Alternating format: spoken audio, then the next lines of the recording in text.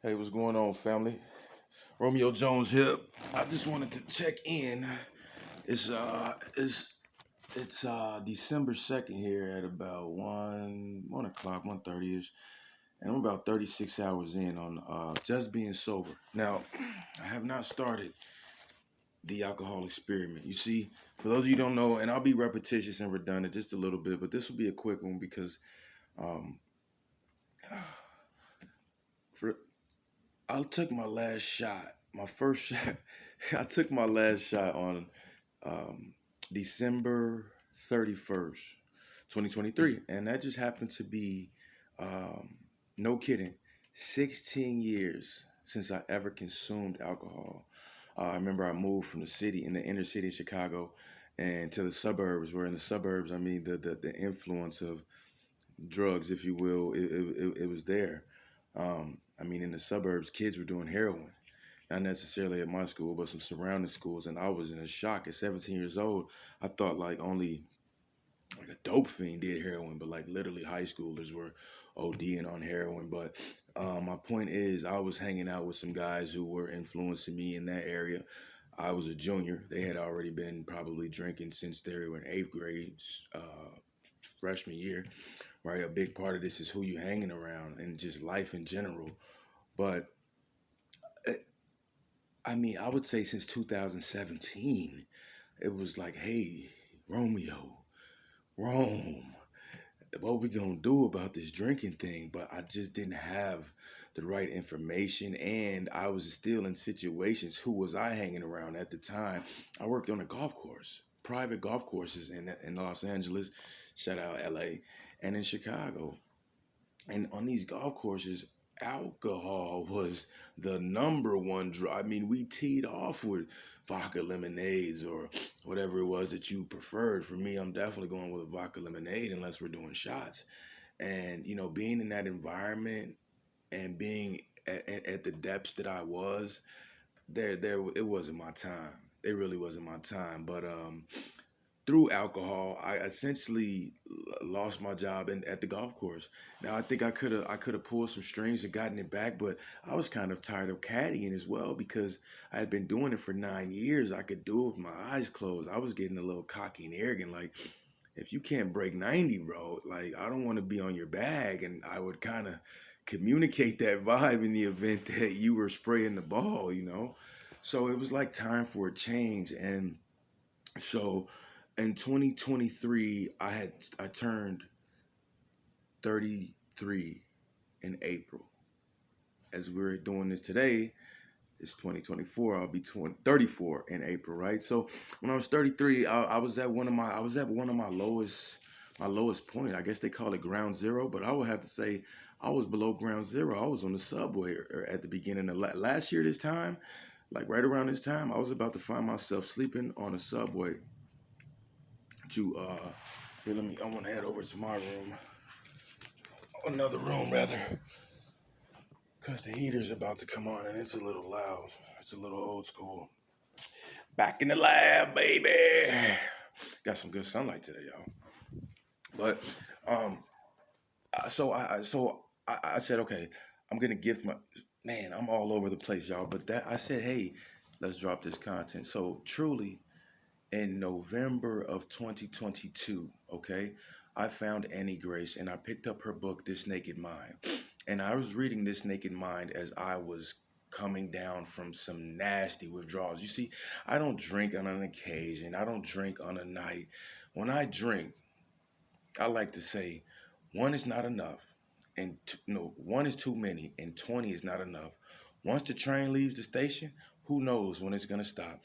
So ultimately, what I'm saying is, I'm a binge drinker. You know what I mean? It comes with the territory. As I said, I was a caddy for many, many, many years, so being a degenerate was like not a problem. I'd get in trouble with the law, and my connections with the golf course would get me out of it. You know what I mean? Like, don't get me wrong, it wasn't like, hey, keep doing it, but they like, all right, we're gonna help you out. So, but even just as I got into my 30s, my health got really bad. So, um, I did this. So, with Annie Grace's information in This Naked Mind, I began to become sober curious without even knowing it. Like, okay, hold on. Is there really a such thing as an alcoholic?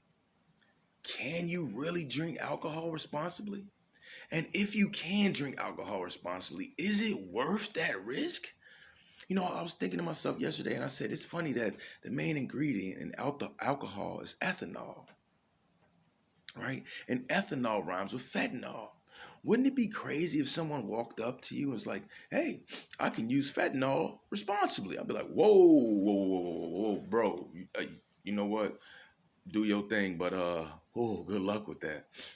So I was just comparing the two, but here I am. I'm about 36 hours in, a little bit more, maybe 40 hours in to just being sober. And the reason I haven't started the experiment itself, which is actually going through the material of Annie Gracious, the 30-day experiment, downloading the app, which I already have, and going through the video part of it as well, and also journaling, like doing the course in full. Okay, committing a full 30 days to it. Right now, I work 3 to 4 days a week, so even when I go to work and I have to leave the house at 5:30 in the morning, I'm gonna make sure that I'm up at 3:34 and I'm doing the experiment, the alcohol experiment. Because with this data, what I was able to collect, I was a little bit all over the place, you all. But for my 33rd birthday, I was at a low place, and I said, dude, I can't even give myself anything for my own birthday. Like, I ate leftover White Castle for my 33rd birthday, and it wasn't even mine. A friend who just needed a place to crash for the night after we got off of work I was like, hey, you can crash here.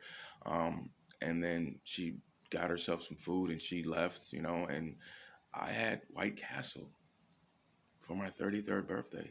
I wore my work uniform. Yeah, it was clean, but it was just I was a cook on a vegan line, like frying barbecue cauliflower and okra, and I forget the other one, which was my favorite, but I'm getting off topic now. But my uniform was just a black top, a black collar shirt or top, t-shirt, black pants, black shoes.